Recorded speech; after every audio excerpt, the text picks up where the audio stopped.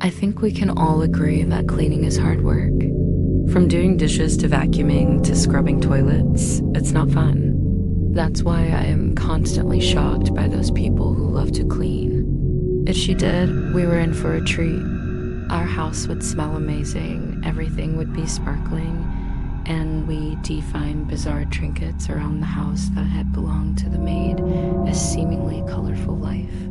If she didn't show up, well, then we'd just have to live in filth for the week. I mean, I get it, but it seems exhausting to take such great pleasure in something so temporary. And despite my wife's protests, she grabbed the car keys and headed out. My wife asked her, "Didn't you say your boss told you not to paint until he came to inspect the damage in the kitchen?" We both followed her into the kitchen to see her holding a large shard of glass. She had cut her hand while reaching for a cup, and she was bleeding quite profusely. Before my wife could say a word, the maid walked past her and exited through the back door. My wife helped her rewrap her hand and insisted that she rest until her boss arrived.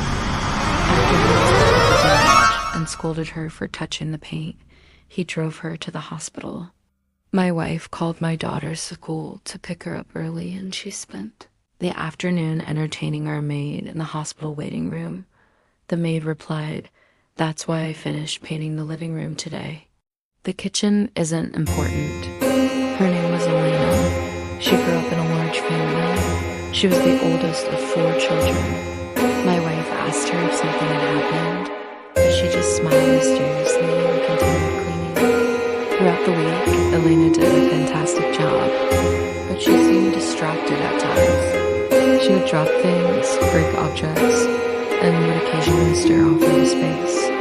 Her parents traveled a lot for work and hardly paid any attention to them, so Elena became the de facto parent of the household. When you were talking to Elena, did it seem like she was genuinely happy to see her family again? No. She was scared, just thinking, "Are you sure? Because you don't look fine." "I'm fine. I just miss my daughter." I didn't think it would bother him that much. "It's alright, I understand. It's just that I miss my baby girl. I'm sure your ex-husband is being protective because he loves her. I'm sure it's nothing personal against you. Hopefully. Listen, I'm glad I got to meet your daughter. It made me feel like a better person. A mother who wasn't a failure. Nonsense. You aren't a failure. You're just in a bad situation. But it'll get better, I promise." She began to cry. "What's wrong?" "She's with her father. I don't think he lets her talk to me anymore. He says I'm a bad influence on her." "What did you tell him about me?" "Nothing. I didn't. I swear. I just mentioned that I've been spending time with you and your daughter. That's it. I didn't realize he'd be listening in on me."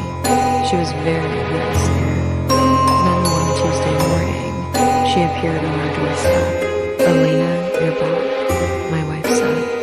"I know I only have you every other week now, but I missed you. And I need you. Can I please keep working here?" "Of course," my wife replied. "I missed you too.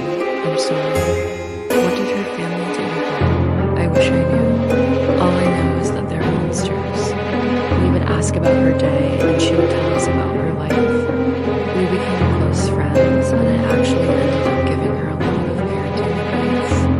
Eventually, she was able to get full custody of her daughter, and the 3 of them moved in with us. They've been part of our family ever since. Monsters. That's why she spends all her time alone. She doesn't want anyone else to hurt her, but I think I may have caused that. I'm sorry. How? Well, she was asking me questions about kids, about having a family, being a mom, and I was just telling her about my daughter. I guess I gave her false hope. She finished cleaning and told my wife. Elena did not show up. Instead, we got a text message from her that read, "I'm sorry, but I quit. Up, sometimes hope is all we have." Yeah, I suppose you're right, but I think I need to talk to her again. Thank you for calling me. Bye. My old family wants me back. I have to go to them. Later that day, I received a call from Elena's mother. I took a day off work to spend time with my daughter. It was our tradition to have lunch together and then go to the park. As we entered the restaurant, my gaze fell upon Elena sitting in a corner booth. She was alone. Her usual confident smile was gone and replaced by a sad frown. She seemed uncomfortable. She asked me if I knew where Elena was. I told her that Elena had quit and was probably on her way back home. Oh, thank goodness. I was so worried. She hasn't been answering her phone. We haven't heard from her in months. Months? Why didn't you report her missing? I asked. Because she does this all the time. She runs away and then comes back begging for forgiveness. We thought she'd just come back on her own. Where did you think she was? I think I'll start coming back on Tuesdays and Fridays instead of Mondays. Is that okay? Of course. Just let me know, my wife replied.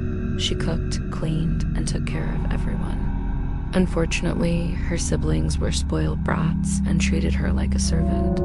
When she finally tried to stand up for herself, they ganged up on her. And even their parents refused to listen to her side of the story. They all believed her siblings over her.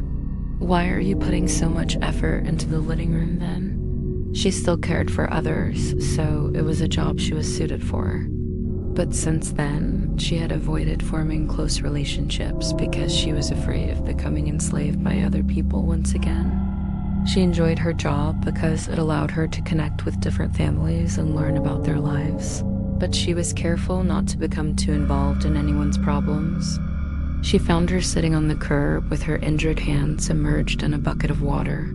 The next day, she showed up to work as usual, but her hand was still injured. You can take the rest of the day. Come back when you're fully recovered. Elena nodded and left. My wife offered for her to take the day off, but she insisted on working. Halfway through the day, her wound opened up and blood stained the carpet. Once again, my wife insisted she go to the hospital, but she refused. Let me drive you to the hospital, my wife said. You need stitches. Don't worry about me. This is nothing compared to what my family did to me. You wouldn't believe how strong the human body can be. She then grabbed a napkin from her bag, wrapped it around her hand, and tied it off with a shoelace. I'll just wait until my boss comes to fix the window, she said. He can drive me then, because it's my favorite place to sit and eat lunch and drink coffee. And my boss will never come here. I don't know why he doesn't. It's the best room in the house. A few hours later, she returned with a box of new decorations and handed them to my daughter. She then proceeded to clean the windows, but it was clear she was distracted. The maid simply responded, "It's fine. It's just a small cut. It's nothing compared to what my real family did to me." My wife demanded an explanation, but the maid just shook her head and walked back out the door. Anyways, today a story is about a man who finds out his new maid has a rather unusual way of enjoying herself while she works. So let's begin. It was always a toss-up whether a maid would show up on Monday. When the maid did show up, though, the upside was that she seemed to really enjoy what she did. While she cleaned, she would sing along to music that was far too loud, dance with a feather duster, and would often use way too much furniture polish, which made the place smell like vanilla. Even when she broke things, she'd just laugh it off and say it was just one less thing for her to clean.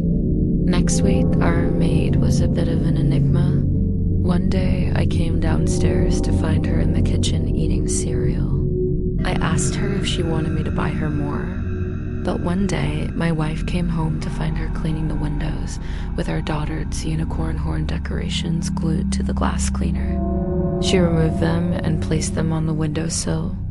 And when our daughter, age 4, saw them missing, she began to cry. The sight of our 4-year-old crying made our maid's eyes well up with tears. She apologized profusely and promised to retrieve them. And she told me she preferred to eat alone because only then could she relish in the true taste of loneliness. Another time, I heard her singing in the bathroom and I couldn't help but investigate. I knocked on the door and yelled in a normal voice, "Who's in there?" and immediately regretted it. The door burst open and she stood there drenched in water, yelling at me, "No one's in here," before slamming the door shut.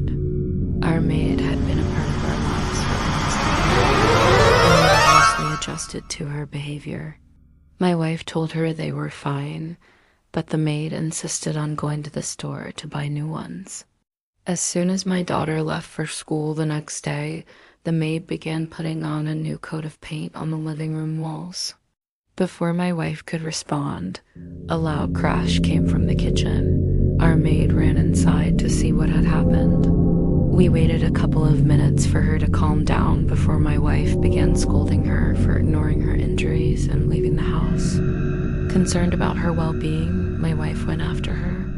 At that moment, my wife realized that this poor woman had experienced some sort of trauma in the past. Over the course of the evening, the maid shared parts of her story. When Elena turned 18, she moved out and became a maid.